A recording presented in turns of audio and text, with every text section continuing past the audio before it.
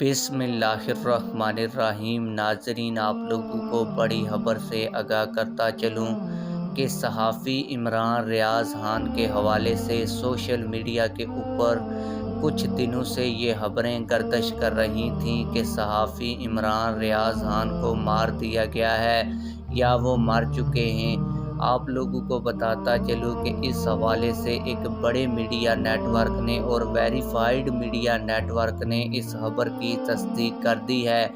शहरयार अफरीदी मादा माफ गवाह बन चुके हैं।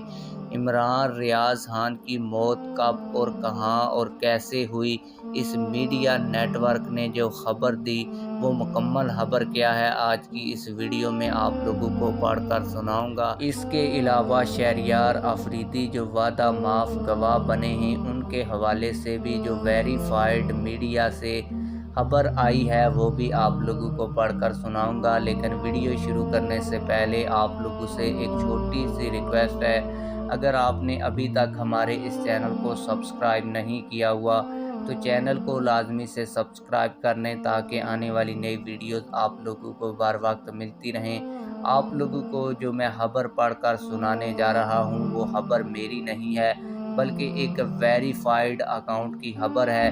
पहले मैं आप लोगों को खबर पढ़कर सुना देता हूँ, फिर आप लोगों को ये भी बताता हूँ कि किस वेरीफाइड मीडिया ने ये खबर दी है। आप लोगों को बताता चलूँ कि इस खबर की हेडलाइन पे लिखा गया है कि इन्ना लिल्लाहि व इन्ना इलैहि राजिऊन। तहरीके इंसाफ के सहाफ़ी और यूट्यूबर इमरान रियाज़ खान के बारे में इत्तलाई है कि यूनान के समंदर में कश्ती उल्टने से इनकी मौत वाक़या हो गई है।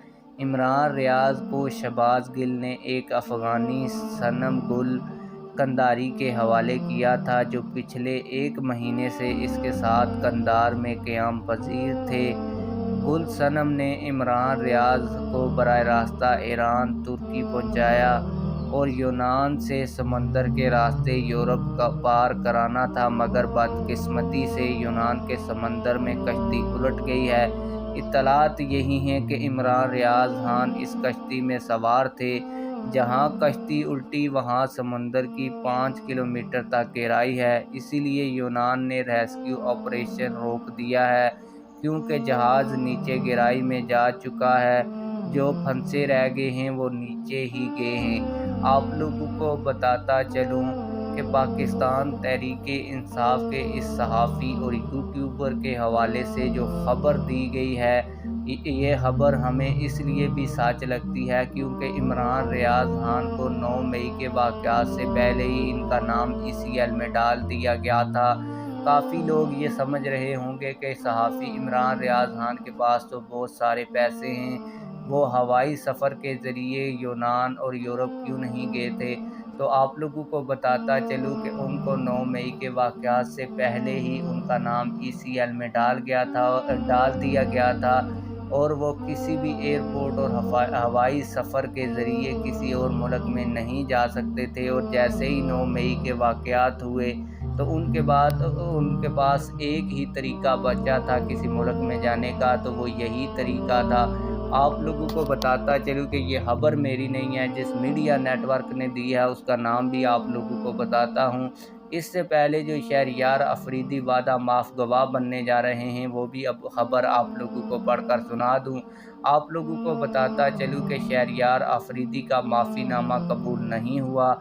शहरयार अफरीदी के लिए पिछले कई दिनों से कुछ लोग बैकग्राउंड मुज़ाकरात कर रहे थे जिसमें शहरयार अफरीदी का माफ़ीनामा और वादा माफ गवाह बनना शामिल था, मगर बुजुर्गों ने इस पर वाज़ेह और दो टोक जवाब दे दिया है कि शहरयार अफरीदी GHQ हमले का मास्टरमाइंड है और एक कौमी मुजरम है। मुजरम को नरमी किसी सूरत नहीं देंगे। ये इत्तला शहरयार अफरीदी को अदालत में दे दी गई कि आपकी माफ़ी कबूल नहीं हुई, जिस पर शहरयार अफरीदी ने बड़ी अदालत में इमरान खान नियाज़ी को गालियां देना शुरू कर दी और रोने लग गए। शहरयार अफरीदी इस वक्त शदीद ज़हनी दबाव का शिकार हो गए हैं। आप लोगों को बताता चलूँ कि ये जो दोनों खबरें हैं एक बड़े मीडिया नेटवर्क ने दी हैं। اور اس میڈیا نیٹ ورک نے اپنے آفیشیل ٹویٹر اکاؤنٹ کے اوپر یہ خبریں شیئر کی ہیں، آپ لوگ اسکرین شاٹ میں بھی دیکھ سکتے ہیں۔ آپ لوگوں کو بتاتا چلوں کہ یہ پاک ووکلز میڈیا نیٹ ورک کا ویریفائیڈ اکاؤنٹ ہے، جس کے ساتھ بلیو ٹک بھی لگی ہوئی ہے، اسی کے اوپر یہ دونوں خبریں شیئر ہوئی ہیں۔ آپ لوگ اس حوالے سے کیا کہتے ہیں؟ کمنٹ سیکشن میں ہمیں اپنی رائے سے ضرور آگاہ کیجیے گا۔ ملتے ہیں کسی اور ویڈیو میں۔